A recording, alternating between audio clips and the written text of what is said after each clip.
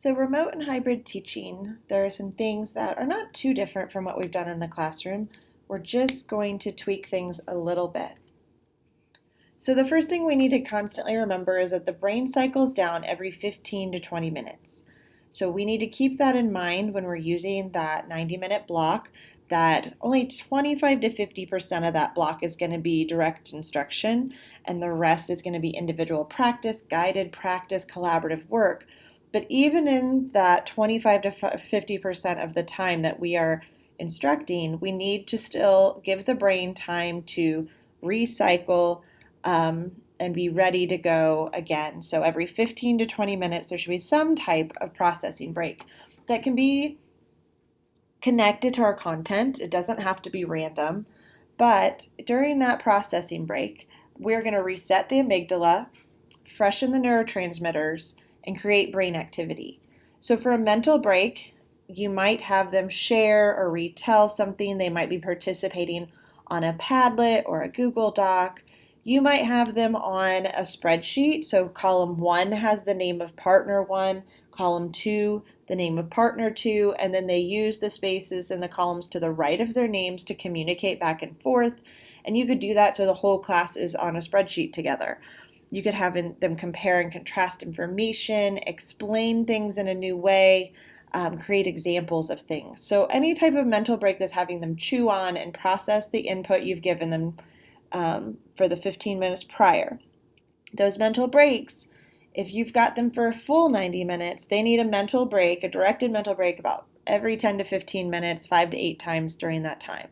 But most likely you're only going to be working with them for that 25 to 50% of the time, and then you'll have other things that the breaks are kind of built in. Anything collaborative is social engagement, and that's going to allow them to have those breaks kind of already built in.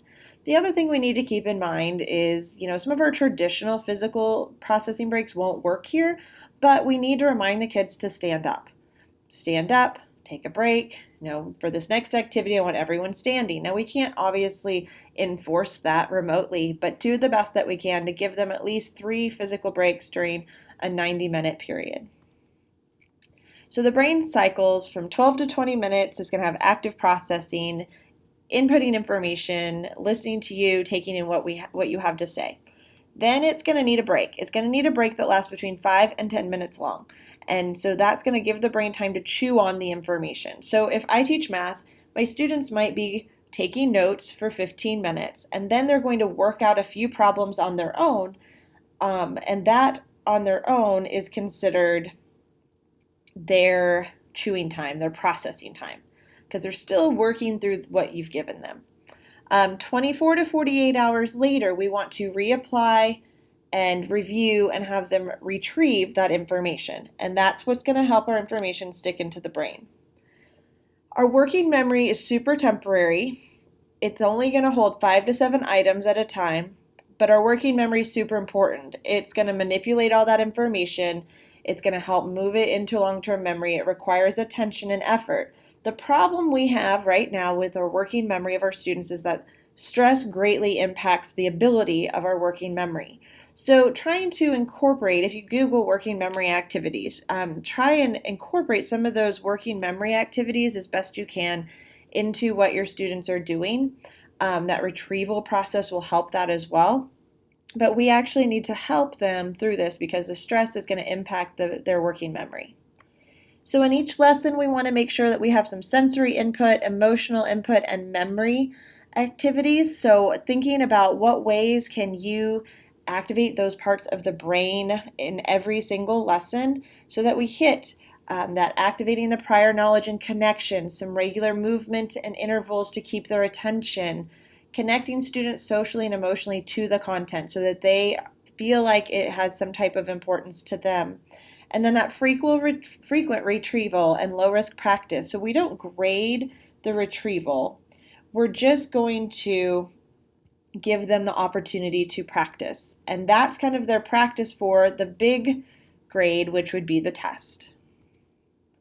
So remembering that stress is created with a lack of control, which we're all dealing with right now, that's going to greatly impact our brains as well as our students. It does impact motivation. It does affect our memory. and our students' memory. It impairs student self-control and it slows down processing abilities. So we need to keep this in mind as we're moving between remote or hybrid or whatever learning looks like this year. We know it's a stressful situation for all involved. So we need to actually take that into consideration when our students are learning, is that stress is impacting their ability to learn in the traditional ways that they have before. Now, there is something we can do. Teachers have the power to create dopamine. So, as much feedback as we can give them that is ungraded, that dialogue of feedback, that's what we want to spend a lot of time doing, is creating that dopamine, giving them feedback as much as possible. Creating any curiosity or anticipation, so those anticipation guides, essential questions, that's going to help create dopamine. Checklists and things that they can look at. So give them a checklist to go down for the whole week. These are the things we're going to do this week. Check them off as we go. You could do that on a Google Keep document and then share it with your class.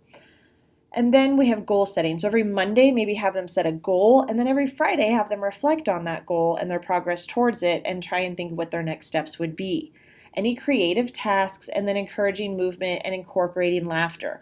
All of those are going to create dopamine, which are going to counter the stress hormones in the brain.